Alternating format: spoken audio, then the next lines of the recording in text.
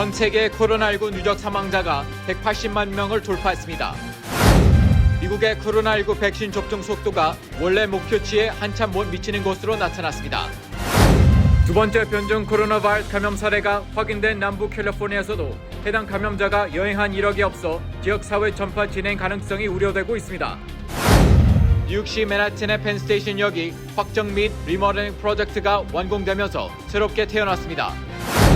플로리다주가 65세 이상 선착순 백신 접종을 시작하자 일부 접종 희망자들이 야영을 하며 탈해를 기다리는 진풍경이 벌어지고 있습니다.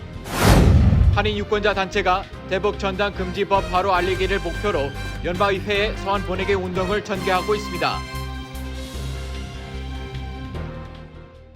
내 집같이 편안한 은행 뉴 밀레니엄 뱅크가 뉴저지 클로스터와 뉴욕 플러싱에 새로운 지점을 오픈하였습니다.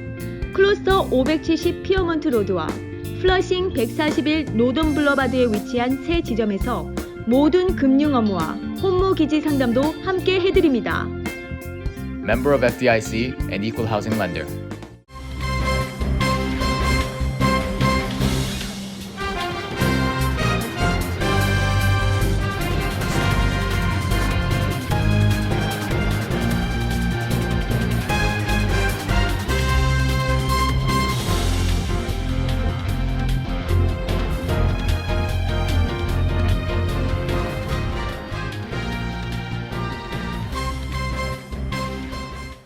여러분 안녕하십니까? KBTV 뉴스 9 이차원입니다.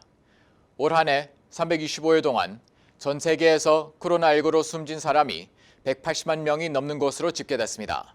하루 평균 4,950명씩 코로나19로 목숨을 잃었습니다.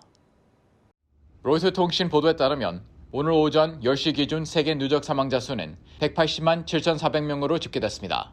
누적 확진자 수는 8,256만 명이 넘는 것으로 나타났습니다.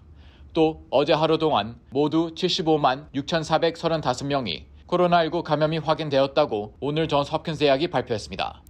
존스 홉킨스 대학 집계에서 발표한 신규 확진자 수는 전 세계 24시간 감염 확인 규모로 최대 기록입니다. 지난해 12월 31일 중국이 우한에서 정체불명의 폐렴이 발생했다고 세계보건기구에 보고하면서 알려진 코로나19는 현재까지 전 세계 210여 개 국가에서 확인됐습니다. 국가별 누적 사망자 수는 미국이 33만 2,289명으로 30만 명을 넘은 데 이어 브라질 19만 3,875명, 인도 14만 8,738명, 멕시코 12만 4,897명, 이탈리아 7만 3,604명, 영국 7만 2,548명, 프랑스 6만 4,381명 등으로 집계됐습니다. 누적 확진자 수는 미국이 1,967만 9,436명으로 압도적으로 많고 인도 1,026만 6,674명, 브라질 761만 9,200명, 러시아 313만 1,550명, 프랑스 260만 498명, 영국 243만 2,888명 순이었습니다. 서유럽과 미국에서 재확산 발음이 몰아친 최근 60일 동안에 3,660만 명이 추가 확진되는데 이는 하루 평균 61만 명이 감염 확인된 것입니다. 한국은 누적 확진자 6만 740명, 누적 사망자 900명입니다. 미국 정부가 코로나19 백신 접종 속도가 예상보다 느리다고 인정했습니다. 원래 목표치의 8분의 1 수준에 그친 것으로 나타났습니다. 질병통제예방센터 CDC는 어제 기준으로 258만 9,125명이 1회분을 접종받았으며 총 1,240만 9,050도즈가 배포됐다고 밝혔다고 로이터 통신이 보도했습니다. 이번 백신 접종 배포 통계는 파이자, 바이오엔테크 백신과 모더나 백신을 합한 것이라고 CDC는 전했습니다. 도널드 트럼프 행정부가 올해 말까지 2천만 명이 백신을 접종하는 것을 목표치로 잡은 것을 감안할 때 8분의 1 수준에 그친 셈입니다. 미국은 지난 14일부터 파이자 백신을, 21일부터 모더나 백신 접종을 각각 시작했습니다. 뉴욕타임즈에 따르면 행정부의 코로나19 백신 개발 프로그램인 초고속 작전팀을 이끄는 몬세프 슬라위 최고 책임자는 접종 숫자가 우리가 희망했던 것보다 낮다는 데 동의했습니다. 그는 연말 휴일, 눈보라, 보관 문제, 전반적인 미숙함 등을 이유로 제시했습니다. 초고속 작전에서 백신 배포를 책임지는 구스타브 퍼나 육군 대장은 접종률을 향상시키기 위해 최선을 다하고 있다고 밝히며 다음 달 중순이면 백신 접종 상황이 개선되리라고 전망했습니다. 슬라웨 최고 책임자와 퍼나 육군 대장은 약국들이 백신 접종을 개시하기 시작하면 접종 속도에 탄력이 붙을 것이라고 내다봤습니다. 연방정부는 다량의 백신 확보가 보다 쉬워지면 각 매장 안에서 백신 접종을 할 수 있도록 코스코와 월마트 등 다수의 약국 체인 업체들과 협약을 맺은 상태이며 지금까지 4만 개의 약국 지점이 신청한 것으로 나타났습니다. 어제 속보로 전해드린 바와 같이 첫 번째 코로나19 변이 바이러스 감염 환자가 발생한 콜로라도주에 이어 남부 캘리포니아주에서도 변이 코로나 바이러스 감염자가 나왔습니다. 자세한 소식 김은지 기자가 전해드립니다. 개빈 뉴섬 캘리포니아 주지사가 영국에서 발견된 새로운 변종 코로나 바이러스 B117의 감염자가 이곳 남부 캘리포니아에서 발견됐다는 통지를 받았다고 전했습니다. 이 감염자는 지난 27일 증상을 보이기 시작해 샌디에이고 카운티에서 코로나19 검사를 받은 30세 남성입니다. 이 남성도 콜로라도주에서 나온 미국의 첫 번째 변이 확진자와 마찬가지로 알려진 여행 이력이 없었습니다. 이는 지역사회 전파를 통한 감염 가능성을 암시하는 것으로 미국에서도 일부 지역사회에서 변이 코로나 바이러스가 유포되고 있음을 시사한다고 워싱턴 포스트는 전했습니다.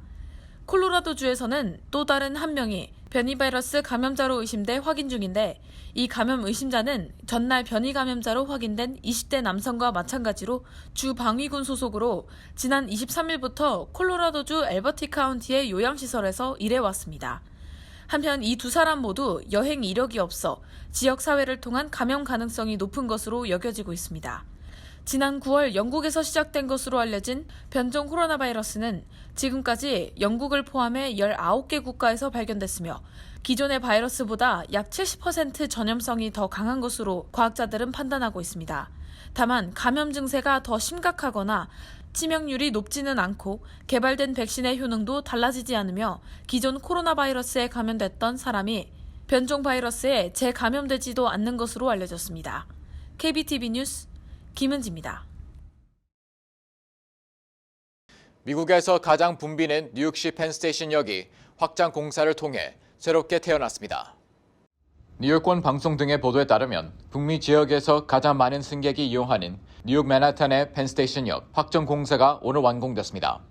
이번 프로젝트는 뉴욕주가 $160만 투입해 2017년부터 8애버뉴 선상에 있는 팔리 우체국을 펜스테이션과 연결해 새롭게 단장하면서 시작됐습니다. 공사 완공에 비좁고 어두웠던 펜스테이션이 팔리 우체국 건물과 지하로 연결돼 공간이 넓어졌습니다. 전면 유리로 교체된 천장에서는 자연광이 쏟아져 내립니다. 열차 출발, 도착 시간 알림 전광판을 모두 LED 디스플레이로 교체해 열차 트랙을 찾기가 쉬워졌습니다. 고객 서비스 라운지는 물론 아기 수유 전용 라운지도 갖췄습니다. 또한 초고속 와이파이를 무료로 이용할 수 있으며 이를 통해 모든 탑승객들은 열차 내에서 고해상도 영화를 시청할 수 있을 뿐만 아니라 영상회의 참여도 가능합니다. 공사를 마친 펜스테이션을 대중에게 오픈하기 위해 현장을 찾은 앤드루 코모 주지사는 펜스테이션은 맨하탄의 자선이라고 전하며 한 세기에 한 번 올 법한 지독한 코로나19 팬데믹으로 모두가 어려운 한 해를 보냈지만 그 어려운 시기에 뉴욕주가 이런 거대한 프로젝트를 완전 해냈다는 것에 자부심을 느낀다고 말했습니다. 플로리다주가 65세 이상 선착순 백신 접종을 시작하자 일부 접종 희망자들이 야영을 하며 차례를 기다리는 진풍경이 벌어지고 있습니다. 보도에 김은지 기자입니다. 31일 뉴욕타임스 보도에 따르면 플로리다주의 일부 카운티는 사전 예약을 받지 않고 65세 이상의 노인들과 의료 종사자들을 대상으로 선착순 접종을 실시하고 있습니다.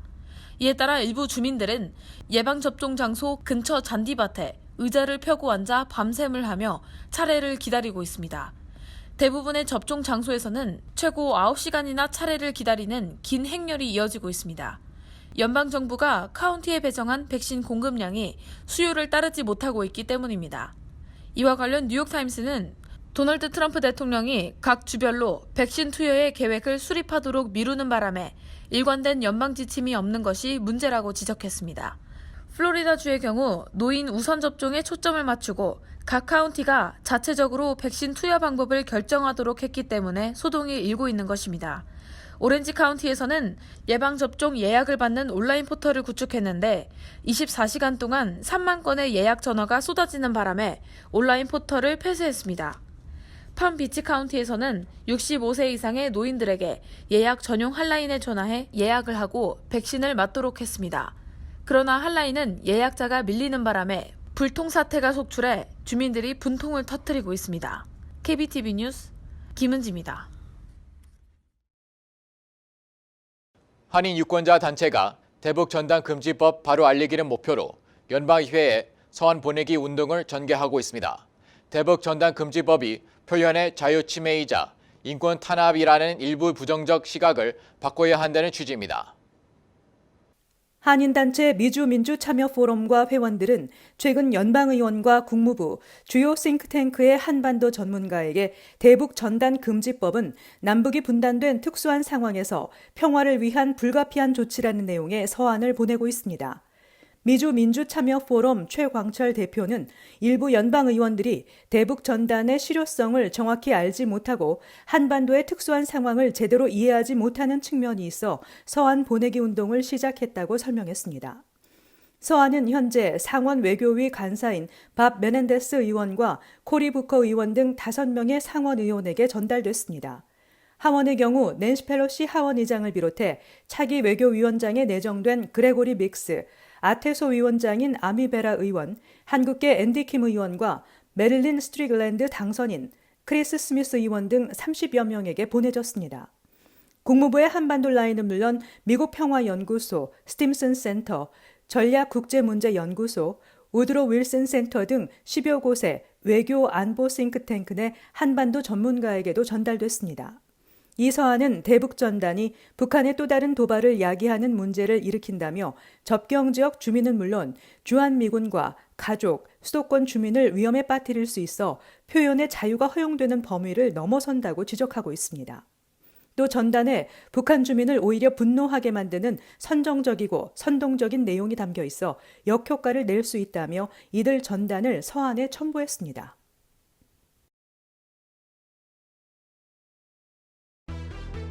(29일) 앤드류 코모 뉴욕주지사가 지난 3월 제정한 유급병가 법안이 내년 1월 1일부터 시행되면서 뉴욕주 모든 노동자들은 해고의 위협 없이 질병이나 가족 간호를 위해서 또는 가정폭력 등 불가피한 상황에 병가를 사용할 수 있게 됐습니다.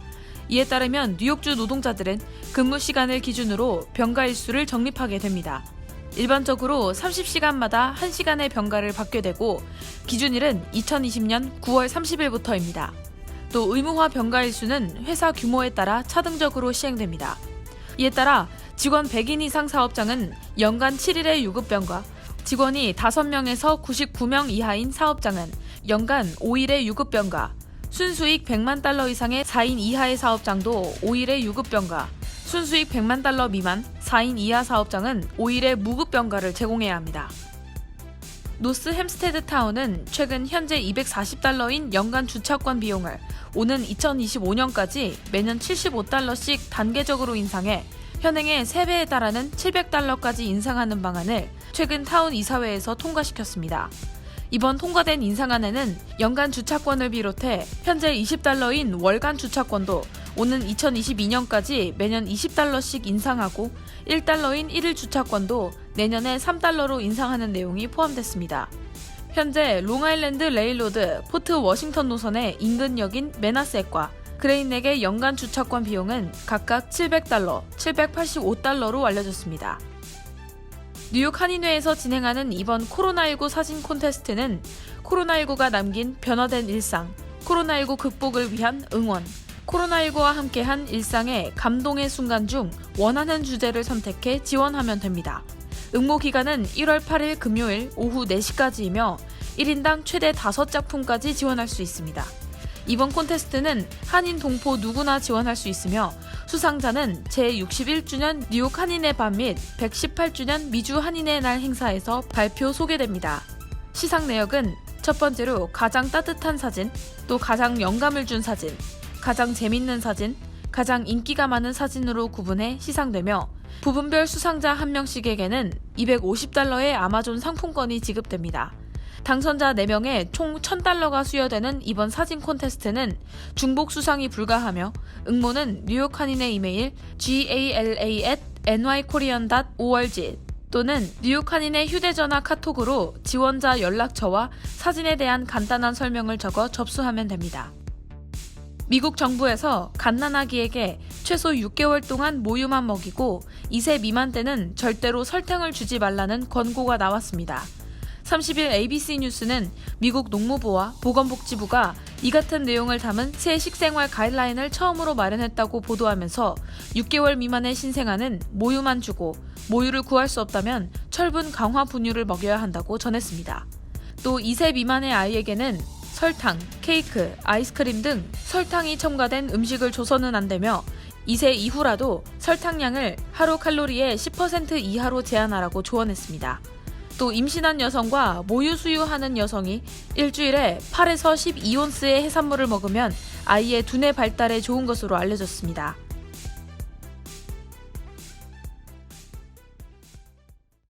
잠시 후 커뮤니티 브리핑을 전해드립니다.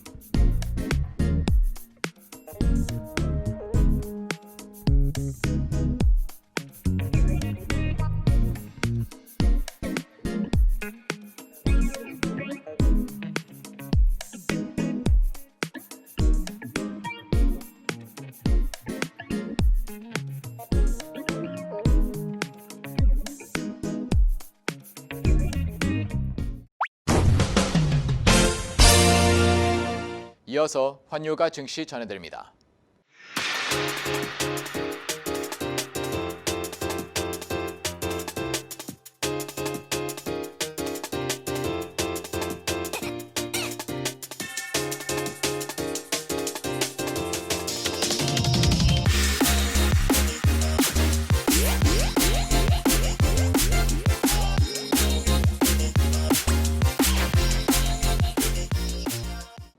잠시 후 뉴욕과 뉴저지 날씨 전해드립니다.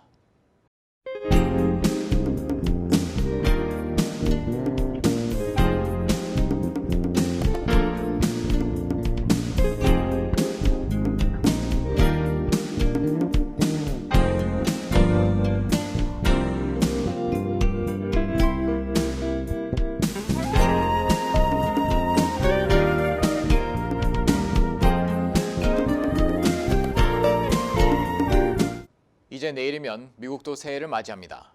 2020년은 바이러스가 두려워 서로를 조심해야 하는 때임에도 서로를 돕고 배려하는 온정이 우리에게 힘을 주었던 한 해였습니다.